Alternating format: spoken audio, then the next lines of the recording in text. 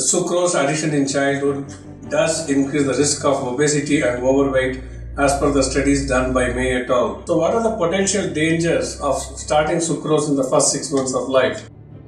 It's early childhood carries. Obesity and overweight is a problem. Obesity and weight increases the risk of hypertension and diabetes. Children can have behavioral problems. The question is, can you use these sugars in infant formulas? And the answer is no. And it is not the preferred sugar for milk.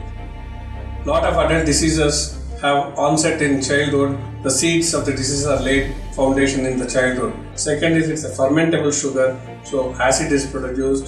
The third is bacterial overgrowth. Early exposure to sucrose will lead to taste preferences. Starting sucrose early on life will lead to micronutrient deficiencies, which can lead to various disease manifestations when they are a little bit older. Sucrose does affect children's growth.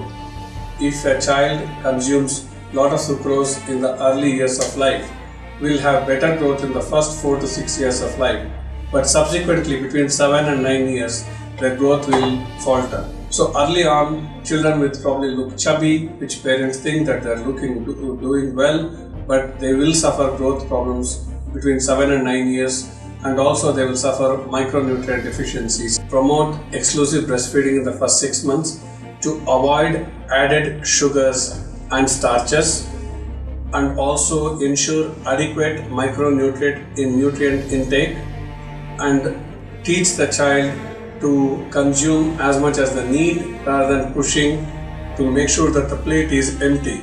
We should avoid sucrose in all infant formulas given to children under the age of 6 months, because we know that human milk does not contain sucrose but contains lactose as the prime sugar. Nature is the best gift, and we knew from the beginning that breast milk is the best milk, and definitely we know that lactose is better than sucrose, so we should be avoiding sucrose for all our children so that they have a healthier future.